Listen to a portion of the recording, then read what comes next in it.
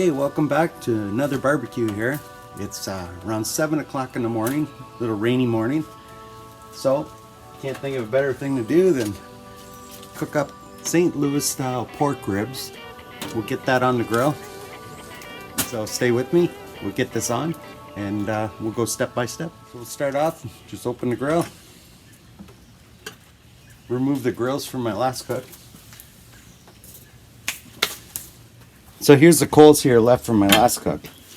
We just want to give them a good stir and get whatever ash fall down to the bottom here.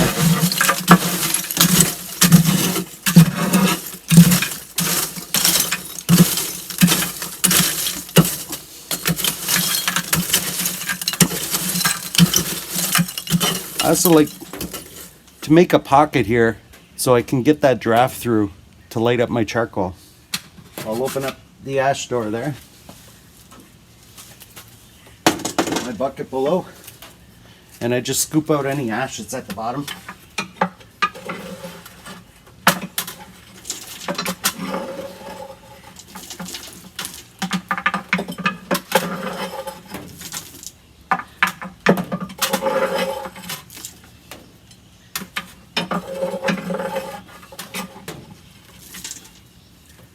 There, that should do it. Now I'll leave this wide open for my draft. Well, this is how I do it. Curl up some newspaper. Put it at the bottom of the coals there. There, we'll light that up.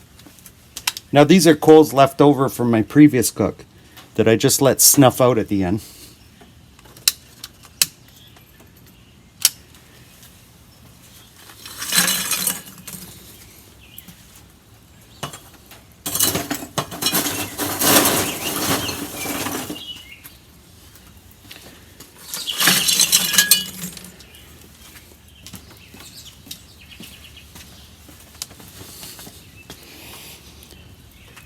So it looks like that caught well. We'll just let that keep burning, get more heat source going. So while we're letting this start to burn up, I'll get the meat prepped, get it ready to go on the grill. So I like this big aluminum foil, lots of surface area to work with. We'll rip a piece of that off.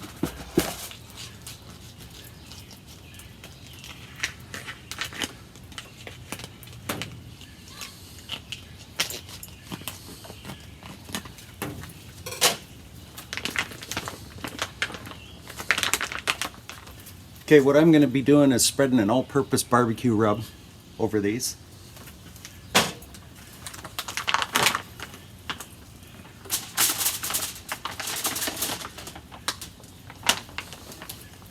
So I'm just going to pat any moisture down here. As we flip these around, I'll just season them up.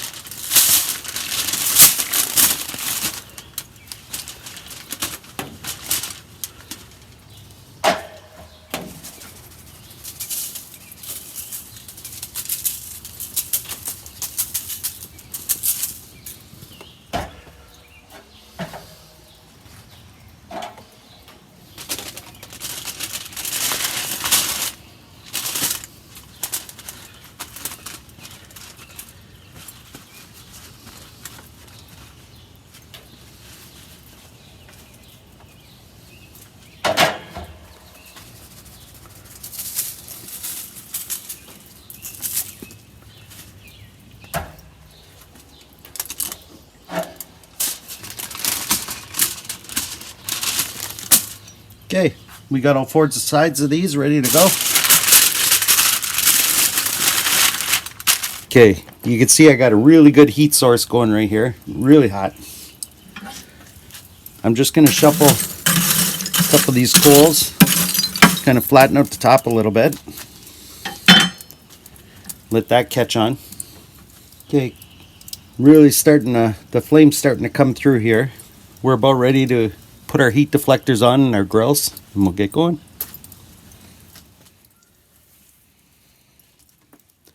Okay, see now I got a nice fire going. Hardly any smoke coming up. It's about 7:20. So let's do the rest of this cook. So I'm going to close my bottom vent here. Just want to expose like one set of holes here. So for this cook, it's all about keeping moisture into the rib itself, because it's a very thin meat with bones, but you want to render that fat around the bone, but without losing all your moisture. So if the rib's too dry, you're going to lose that flavor. Today I'm going to put the deflector on there.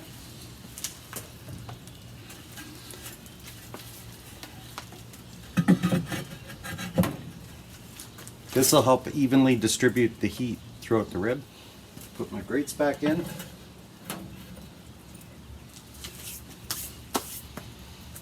Now, I got this in. Now I want to regulate some temperature before I put the meat on. So we'll close the lid. At the top here, I'm just going to dial this again, like just under 1.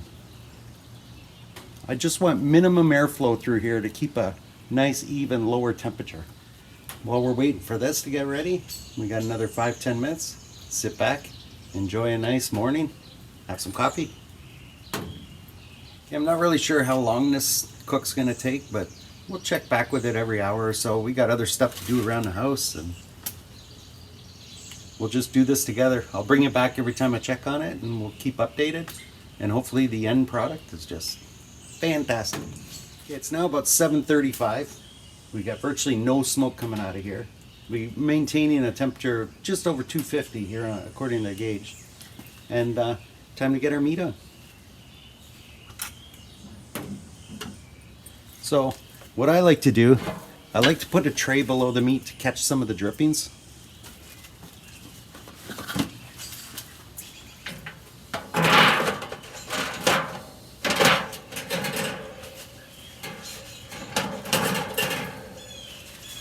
I just don't want any of the drippings making its way to the charcoal, giving off smoke, and then adding flavor that I don't want to the meat. That's just what I do. Now, to help maintain some of that moisture, it's been suggested by one of my viewers in a previous video that I add water to the tray to help maintain moisture in the meat. So we're going to try that today.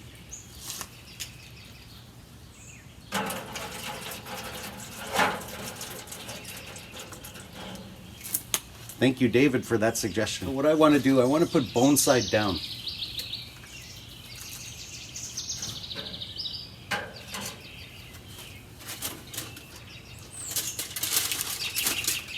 Now I got the thicker part of the beef rib at this end, this one. This one I'll put the thicker part here, just to even things out.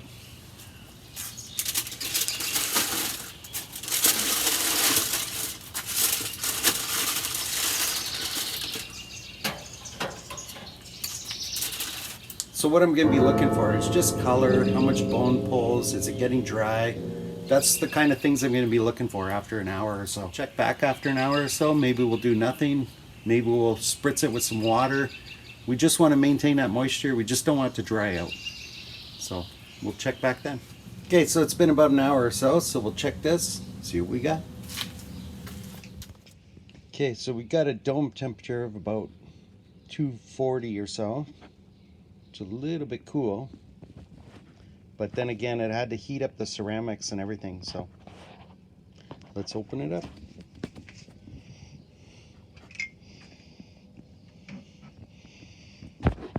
So you can see it's just starting to warm up there. We still probably got at least another hour before we do anything, so we'll check back then. We'll close the lid down there.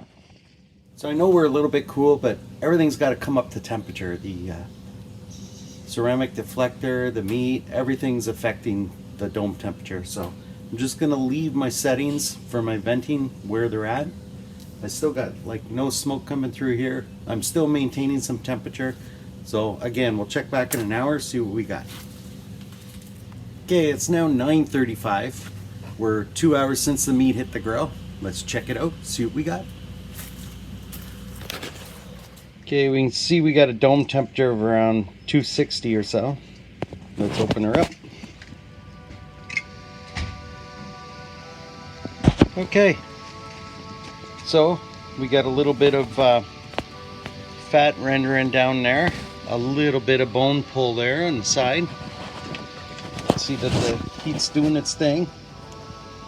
Still got a ways to go on the cook here, but we do see that it's starting to get a little dry here, so I will spritz it, keep the moisture up. You can see the color even change to a darker red when I do this. Let's close the lid. Okay, it's just after 10 now. Around 9:35 when we checked it. We sprayed it. We saw some of that bone pull, and I just walked by and I noticed our temperature is getting around 300, and I thought, you know what? Maybe we'll get in there and do something else. Let's go check it out.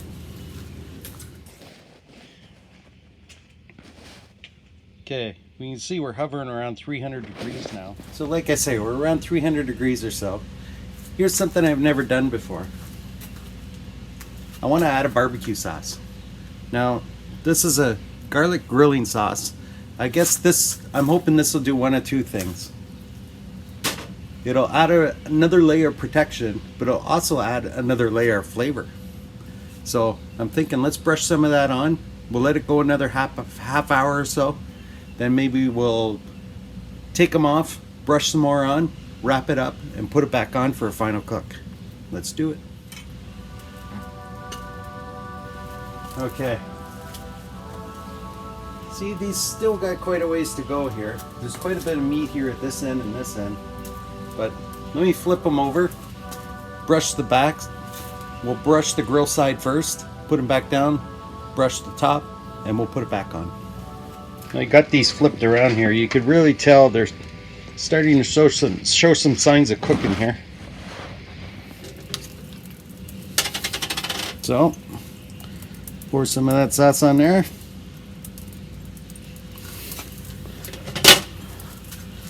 Brush that in.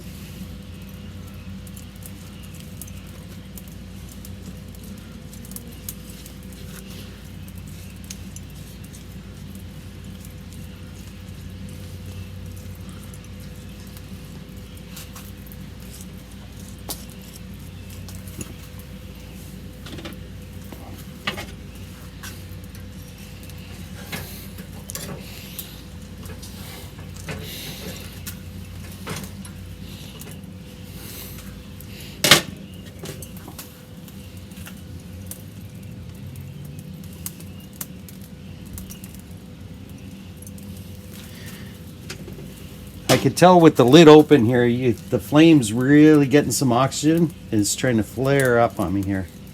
So I'll try to do this as quickly as I can with the lid open, because what happens is when the flame starts to flare up like that, when you close the lid, it starts to smoke again. Then you'll get that smoky flavor. So we'll try to get this brushed on and we'll close the lid up. There, cover all those things. There we go. Let's close her up.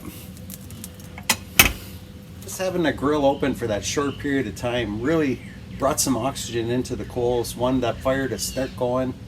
But you could tell, like, with just the short period of time I was in there, closing the lid has now snuffed up that fire, and I start to get smoke. So that's really when the smoky flavor starts to get into your meat. So if you were doing burgers or chicken or something like that, you really want to keep that lid closed as much as you can to prevent some of that. If you don't like smoke flavor, you really want to prevent some of that overly smoke flavor going into your meat. So that's just been my experience. So it's now 10:35. We'll open this up, see where we're at. I guess we'll decide what to do from here.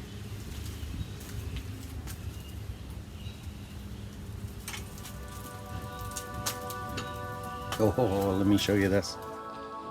Boy, they're just nice color. I don't really see too much bone pulling out the side there. But yeah, they're just coming out beautiful here. I think what I'll do, I'll flip these over, sauce them one more time, and we'll just keep them open, because I'm debating whether to wrap them or keep them cooking this way right now. But I think I'm going to keep them this way with a little bit of that barbecue sauce as a barrier.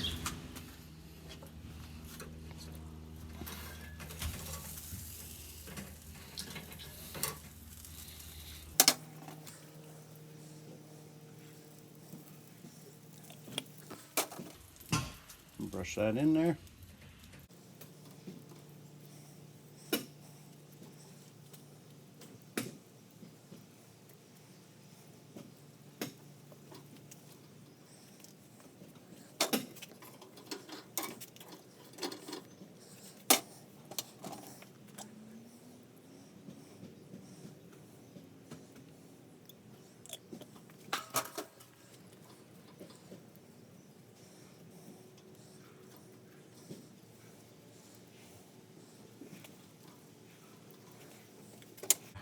Okay, we'll come back in another half hour or so and we'll give them a try. Okay, it's now 11:15. Thought I'd come out. I'm just going about my day here. Thought I'd come out and check these out, see where we're at. Oh, these are looking real good. Okay, so yeah, you can see that nice color. I guess what we'll do, we'll kind of probe the temperature, see where we're at. I'll go through the thicker part of the rib here. Wow, 175, 177. The other thing is, it's just the probe's going in quite nicely. It's still a little bit of firm when you get to the bones, so. But the juices are just pouring out as I do that, so I know I'm getting real close here. So what I think I'm going to do is wrap them up now and do another cook with them in the foil so that all the moisture in the rib will stay within itself and just keep rehydrating itself, and let's see where we go with that. I'm not getting a lot of bend out of this, so I know we still got some more cooking to do.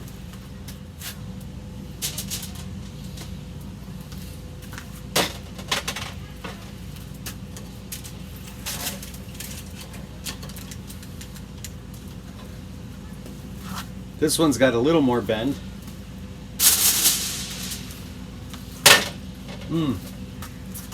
Boy, you should smell these things.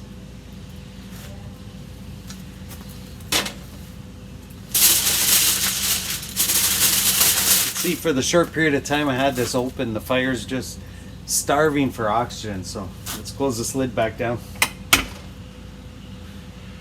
Maybe what I'll do, I'll open the bottom vent here. Open it to show like 2 vent holes. Then I'll open the top here till about 1. Now that the ribs are more insulated, let's finish cooking them up that way. Okay, and now it's 12 o'clock.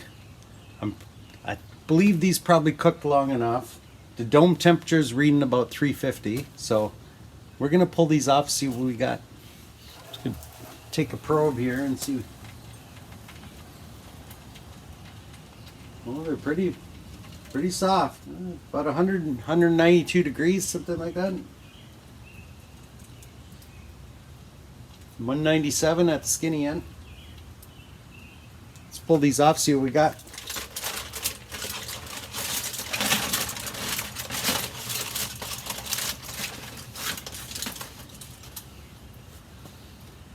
So you can see I got some bones pulling out here. Got that. Let's just see where these are. What I'll do, I'll leave one rack on the barbecue.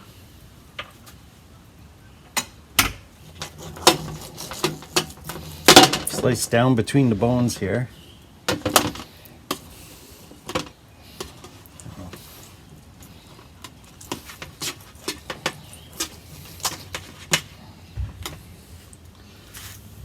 There. You can see we got a nice smoke ring going on there. Still nice and tender and juicy in the middle. I decided to put them back on the grill as the bones were not separating from the meat very well. Okay, it's now 1 o'clock. We're gonna get back in here, unwrap, see what we got.